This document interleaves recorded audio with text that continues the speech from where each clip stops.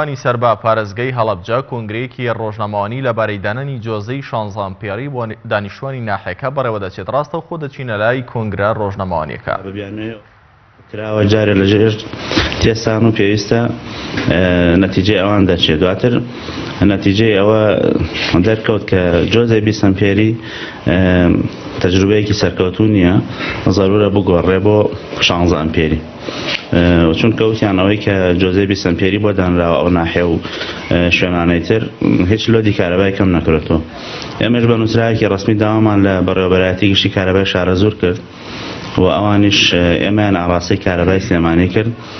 دوای دیدارمان لەگەڵ بەڕێز کاک شێخ سالار بەڕێوەبەری گشتی کارەبای سلێمانی ڕەزامەندیدا بۆ دانانی جۆزەی 16 ئەمپێری و ئەوەش خراە بەردەستمان وەکو اختیارێک کە ئایا ئێمە توانین لە ڕێی لیژنەی فەرعی ناحیەکەوە جۆزەکان بکڕین یاخۆت بیکەن بە شێوازی تەندەرین و لە ڕێی کۆمپانیاوە بێنین. ئێمە هەردوو ئەگەرەکەمان هەڵسەنگان سەیرەکەین لە ڕێگەی لیژنەی فەرعیەوە باشترە و کەمتر لەسەر هاوڵاتیانەکەی.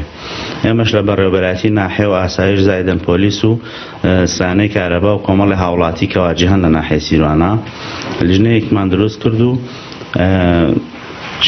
سەردانی چەندین کۆمپانیامان کرد لە سلێمانی، بەڵام بۆمان دەرکەوت لە ئەخیرەن سعر کە بە کەمترین سعری ئەمە سەرجەم ماوادەکانمان دەستکەوێ لەگەڵ کۆمپانیای ڕێکەوتین کە سەرجەمی ماوادەکان دیارە ماوادەکان تەنها جۆزە نییە، جۆزەیەکی سارد و جۆزەیەکی گەرماواتە دوو جۆزەیە زایدەن کێبڵ و ئەو تەختەیە کە پێویستە جۆزەکەی پێدا بکترێ، پاشان لۆکردن هەموو ئەم ماوادانە بە 9500 دینار ئێمە دەستمان کەوت و ئێستش لە هەوڵی ئەوین کە بە کەمترین نرخ شێوازی بەستنەکەی بدەین بە سانەی کارەبای سیروان، واتە هەم سانەی کارەبای سیروان خۆیان لە ناو ناحیەکە شارەزاترن و هەم هەلێکی کاریشە و ئینشاڵڵا لە ماوەی هەفتەی داهاتووە جۆزەکان ئەهێنرێت و دەستەکەین بە ئیشکردن.